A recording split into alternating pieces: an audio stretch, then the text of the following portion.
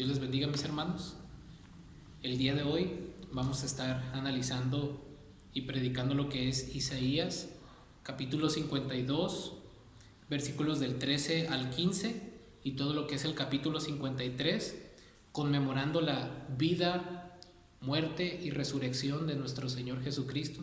Y que mejor este pasaje que nos describe toda la obra que hizo el Señor Jesucristo para salvarnos.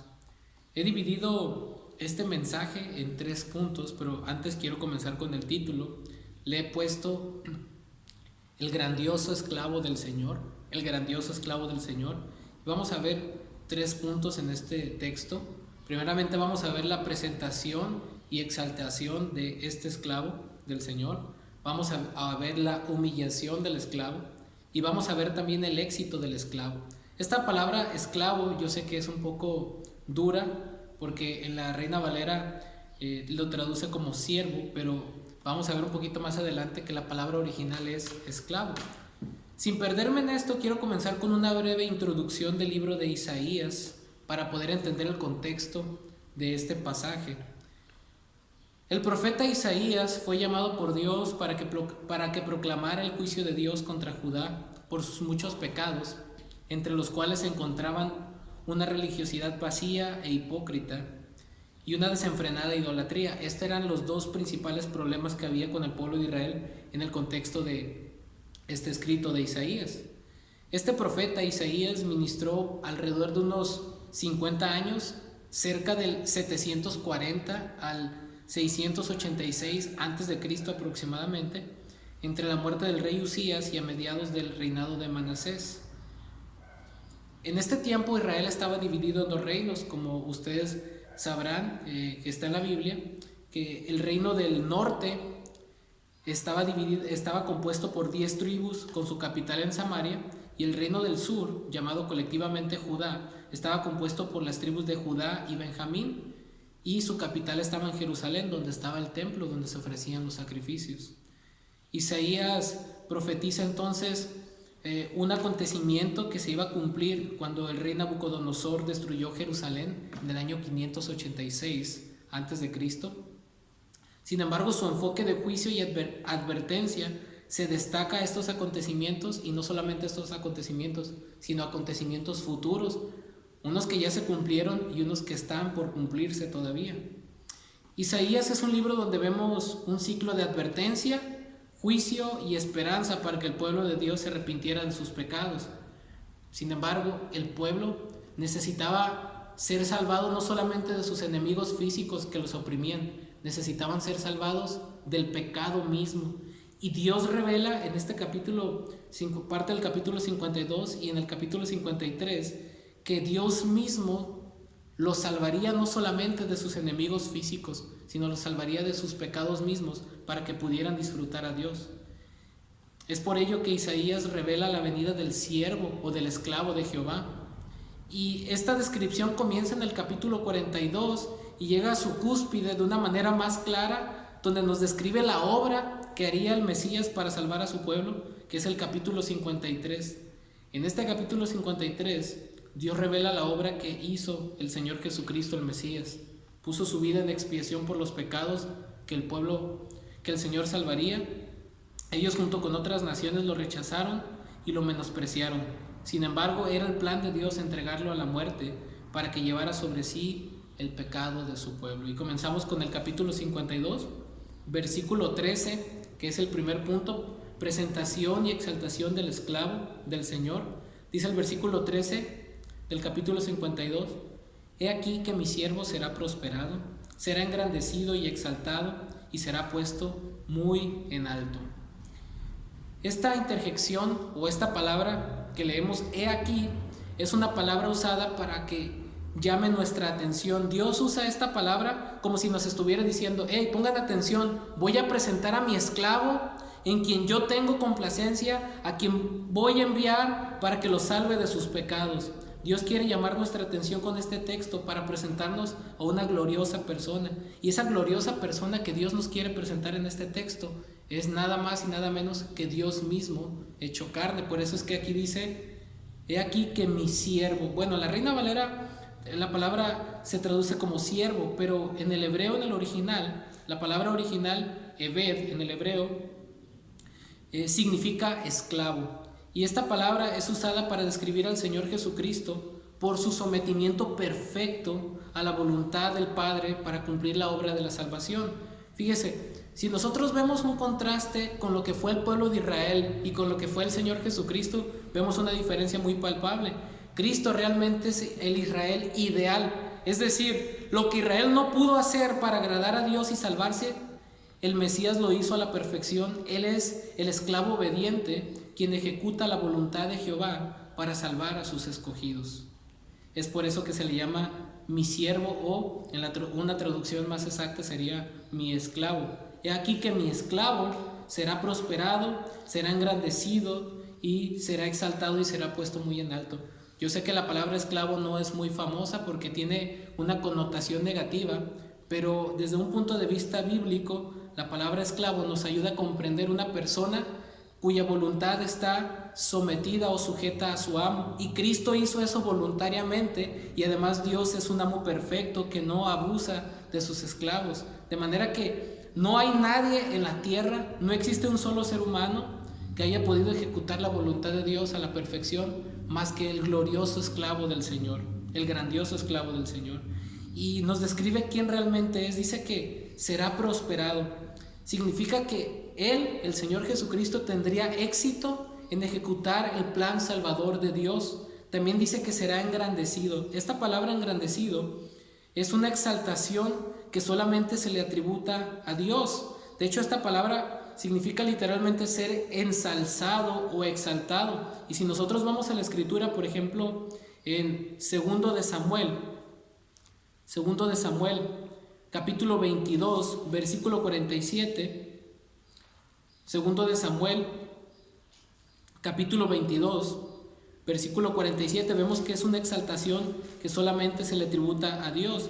Dice esta porción de la Escritura: viva Jehová y bendita sea mi roca y engrandecido sea el Dios de mi salvación. Cuando dice aquí y engrandecido sea el Dios de mi salvación, es la misma palabra hebrea que se traduce aquí por será engrandecido, es yarum. Y esta exaltación que solamente se le tributa a Dios nos dice que el esclavo del Señor será exaltado como Dios es exaltado, pues Él mismo es Dios. También vemos que la otra palabra que dice y será exaltado, esta palabra significa elevar y es aplicado para Dios como sublime. De hecho, en el mismo libro de Isaías, en el capítulo 57, versículo 15, dice: porque así dijo el alto y sublime, el que habita la eternidad y cuyo nombre es el Santo. Esta palabra es aplicada a Dios como sublime. Significa lo más elevado en su género. Dios está por encima de todo, Él es sublime. Dios nos está diciendo y llamando la atención aquí: quiero presentarles a mi esclavo, a mi escogido, porque Él será exaltado así como yo soy exaltado, y es sublime, lo más elevado en su género, porque es Dios mismo. Y luego la última descripción para enfatizar la gloria de Cristo dice: y será puesto muy en alto. Esto es descrito para enfatizar que absolutamente nadie en la tierra recibirá esa adoración y reconocimiento. Solo el esclavo exaltado del Señor recibirá ese tipo de gloria, porque nadie ha podido lograr lo que Él logró: hacer la voluntad de Dios perfectamente, no pecar, aplacar la ira de Dios, morir, resucitar y cumplir con el plan perfecto de Dios. Solamente por eso estos títulos, estas descripciones, estos adjetivos calificativos le corresponden solamente a Cristo. Él es Dios exaltado porque Él se hizo hombre para venir a cargar con nuestros pecados. Él es el glorioso siervo o esclavo del Señor. Y de una manera grandiosa, en Filipenses capítulo 2, versículo del 9 al 11, el apóstol Pablo también nos describe esta exaltación de Cristo en estas hermosas palabras.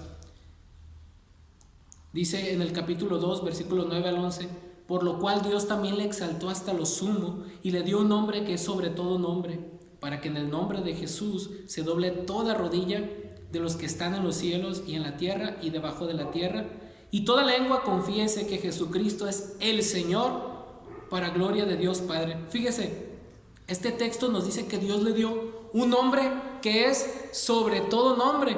Y nosotros nos podemos dar cuenta por el contexto en el versículo 11 que el nombre que es sobre todo nombre es el título de el Señor. Es decir, Cristo tiene un título divino. El Señor significa que Él es el dueño del universo, el creador, el rey por excelencia, el único que es sumamente exaltado por encima de todas las cosas, porque Él es nuestro gran Dios. Esta presentación es gloriosa. Dios nos está diciendo aquí que una persona exaltadísima de una manera divina, es decir, Dios mismo vendría a salvar a su pueblo. Pero después de esta grandiosa presentación de quién sería el glorioso esclavo del Señor, el grandioso esclavo del Señor, vemos también un contraste muy notable. De repente vemos la gloria divina, la exaltación de Cristo en el versículo 13, pero pasamos al versículo 14 y todos los demás versículos que leemos, aún parte del capítulo 53, vemos la humillación de este grandioso esclavo del Señor. Fíjese, vemos la humillación de este grandioso esclavo del Señor. Dice el versículo 14, como se asombraron de ti muchos, de tal manera fue desfigurado de los hombres su parecer, y su hermosura más que la de los hijos de los hombres. Esta palabra, esta frase que dice como se asombraron de ti muchos, significa, está dando a entender que cuando los pueblos que contemplaban al pueblo de Israel se daban cuenta que el pueblo de Israel era llevado cautivo o disciplinado por Dios hacia otras naciones, o era casi destruido, y de la manera milagrosa que Dios los rescataba, la gente se sorprendían cómo Dios trataba con el pueblo de Israel, que parecía que ese pueblo ya iba a desaparecer, y de repente Dios de una manera milagrosa, poderosa, los salvaba. De esa manera van a asombrarse muchas personas de que aquel nazareno crucificado, que parecía ser una persona frustrada, un predicador insignificante, era más que nada Dios mismo hecho carne, muriendo por los pecados de la humanidad. Y luego sigue diciendo el texto, de tal manera fue desfigurado de los hombres su parecer, y su hermosura más que la de los hijos de los hombres. Esta palabra desfigurado su parecer significa literalmente en el original la acción y el efecto de mutilar el orden y la hermosura de algo o alguien.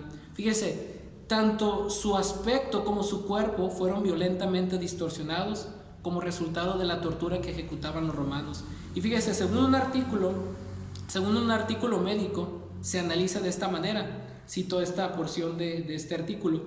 Las flagelaciones romanas eran conocidas por ser terriblemente brutales. Generalmente consistían de 39 latigazos. El soldado usaba un látigo con tiras de cuero, trenzado con bolas de metal entretejidas. Cuando el látigo golpeaba la carne, estas bolas provocaban moretones o contunciones, las cuales se abrían con los demás golpes, y el látigo también tenía pedazos de hueso afilados, los cuales cortaban la carne severamente. La espalda quedaba tan desgarrada que la espina dorsal a veces quedaba expuesta debido a los cortes tan profundos.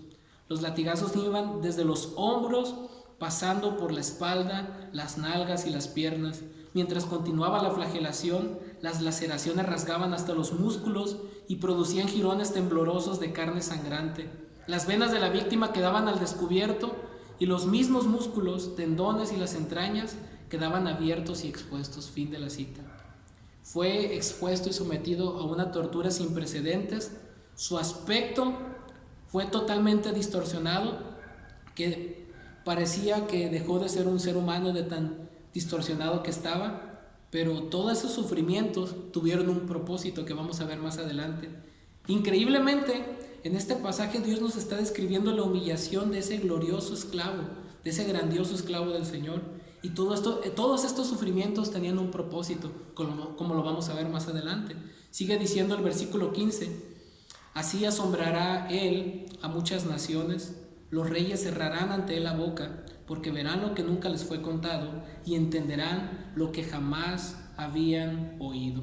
Esta palabra asombrará puede tener dos sentidos. Asombrar en el mismo sentido de quedarse estupefacto o asombrado o perplejo por algún acontecimiento, pero también esta palabra tiene un sentido de esparcir, específicamente en expiación. Y esta palabra hace alusión a un símbolo de pureza ceremonial en la cual se rociaba agua para purificar ciertos objetos.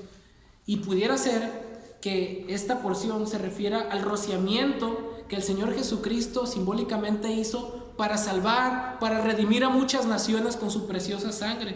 Puede estarse refiriendo a aquel acto expiatorio que el Señor Jesucristo logró en la cruz para esparcir, para rociar, para purificar a muchas naciones de sus pecados. Y por esa razón cerrarán ante Él la boca, es decir, quedarán estupefactos cuando se den cuenta de su mala evaluación acerca del siervo. No hallarán qué decir cuando reconozcan su error. A su tiempo lo verán exaltado en su segunda venida y finalmente verán y entenderán, comprenderán que aquel nazareno crucificado, que aquel hombre que decía ser el Hijo de Dios, aquel hombre que hizo obras como ningún ser humano las ha hecho en esta tierra, aquel hombre que despreciaron muchos y lo mataron, no es nada más y nada menos que Dios mismo, quien tenía un plan para redimir a su pueblo. Y de aquí pasamos a la sección del capítulo 53. Este capítulo 53 es algo interesante porque esta sección es una futura confesión de arrepentimiento. Es como si el pueblo estuviera escribiendo, Dios, inspirando al profeta Isaías, estuviera escribiendo la futura confesión de arrepentimiento del pueblo de Israel.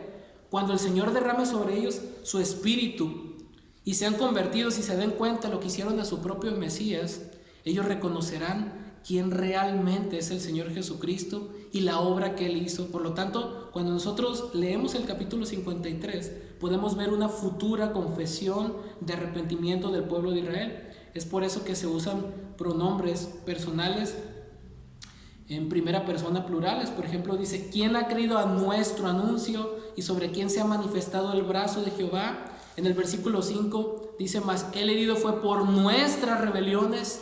El pueblo de Israel en un futuro está reconociendo que ese Mesías a quienes ellos rechazaron realmente era Dios mismo, el agente que Dios había enviado para salvarlos de sus pecados. Y comienza diciendo el versículo 1, ¿quién ha creído a nuestro anuncio y sobre quién se ha manifestado el brazo de Jehová? Esta palabra anuncio también se puede traducir como mensaje. Es como si el pueblo estuviera diciendo, oh Señor, ¿quién realmente ha creído el mensaje de salvación de que nuestro propio Mesías puso su vida en expiación por nosotros? Y hasta el día de hoy la gran mayoría de los judíos no creen en su Mesías, lo rechazan.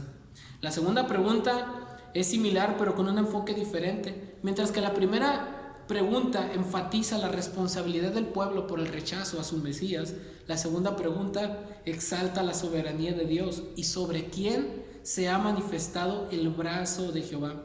Esta expresión, el brazo de Jehová, es una expresión que la Biblia usa para describir cuando Dios actúa de una manera poderosa. Como nosotros bien sabemos, Dios es espíritu y no tiene cuerpo como nosotros. Pero cuando habla, por ejemplo, de la diestra o del brazo de Jehová, implica una acción poderosa para salvar. En otras palabras, el pueblo está diciendo, ¿sobre quién ha manifestado Dios su poder salvándolo? Porque la salvación es una obra que solamente Dios la puede hacer en el ser humano. El hombre no podemos regenerarnos a sí mismos, solamente Dios puede hacer esta obra. Y a pesar de que Dios solo puede transformar el corazón y dar una nueva naturaleza para que el hombre se convierta, es causa de un dolor muy grande que los nuestros rechacen al Señor.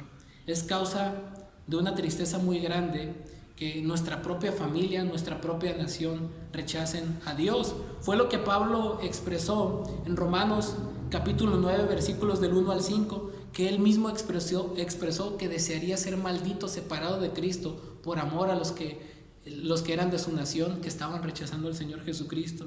Y es el mismo sentimiento que nosotros debemos de compartir por muchos de nuestra familia que no conocen del Señor, que si mueren sin Cristo estarán condenados, y de nuestra misma nación. Y aquí se me hace pertinente hacer un comentario que hace el hermano Miguel Núñez en su libro Gracia sobre Gracia, haciendo una observación sobre la evangelización en Latinoamérica. Cito: Dice así: México tiene un 83.9% de su población identificada como católica, un 7.6% se identifica como protestante o evangélica, un 2.5% dice pertenecer a otras religiones y un 6% dice no identificarse con ninguna religión. Hoy en día no podemos hablar de una Latinoamérica cristianizada a pesar de la influencia católica por más de 500 años y más de 150 años de actividad misionera protestante. Como ya aludimos anteriormente, el catolicismo y el protestantismo tienen muchas enseñanzas en común, pero en lo que diferimos, las diferencias son monumentales. Una persona no ha entendido el Evangelio si solo ha escuchado la doctrina del pecado, pero no ha sido instruida correctamente en cómo ser perdonada. Podemos hablar sobre el cielo y el infierno y sobre el juicio final, pero si el pecador no conoce cómo llegar a la presencia de Dios, no podrá obtener vida eterna.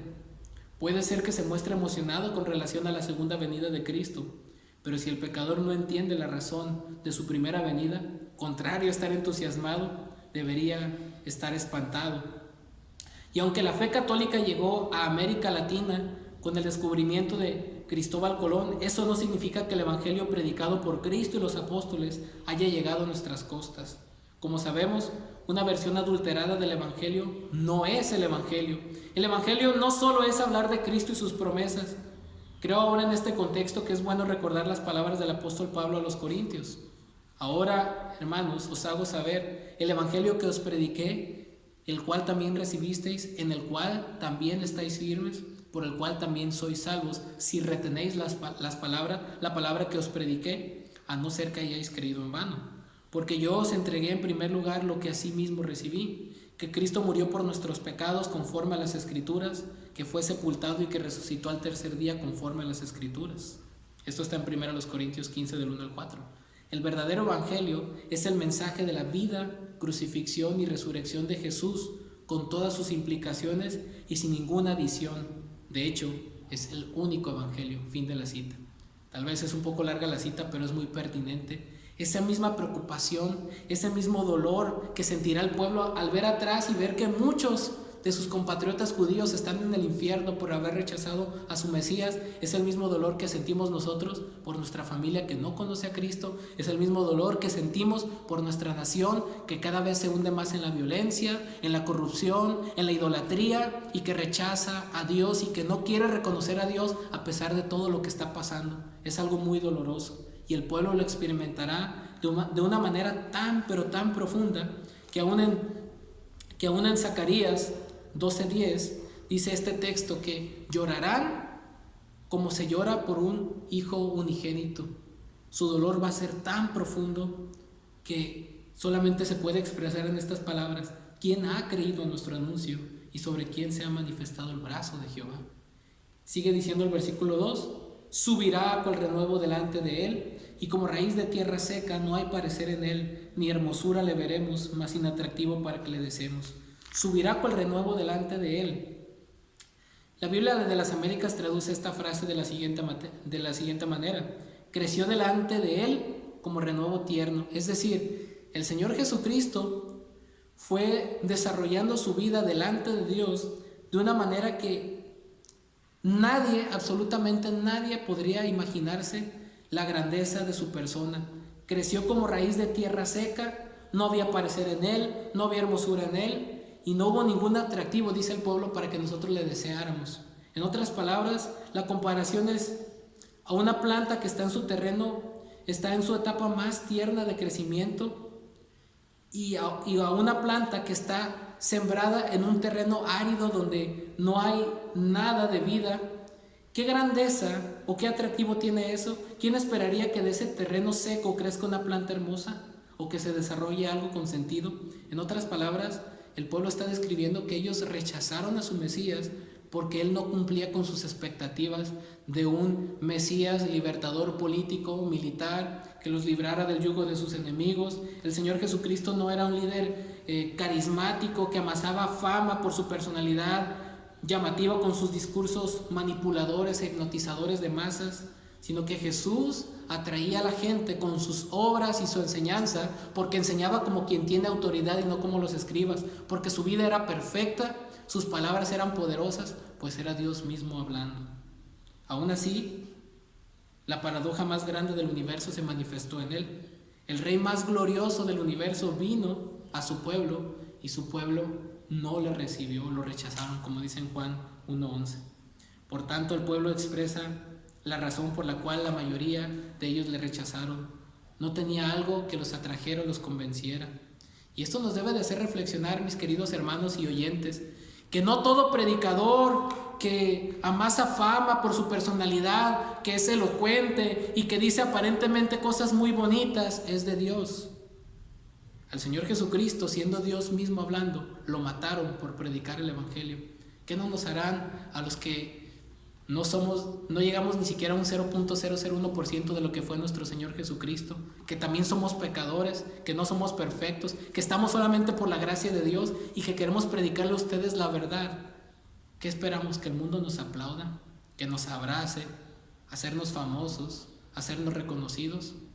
Realmente, como dijo el apóstol Pablo en Gálatas 1:10, busco ahora el favor de los hombres. ¿Trato de agradar a los hombres? Pues si todavía tratara de agradar a los hombres, no sería siervo de Cristo. Nuestro deber es proclamar la hermosura, la gloria, la vida, el sufrimiento, el triunfo de este glorioso esclavo del Señor, nuestro Señor Jesucristo. Sea o no sea popular este mensaje, es nuestro deber predicar a Jesucristo y a este crucificado, porque es la única esperanza que el pecador tiene para ser salvo. Y Dios nos va a pedir cuenta del mensaje que nosotros les damos a ustedes.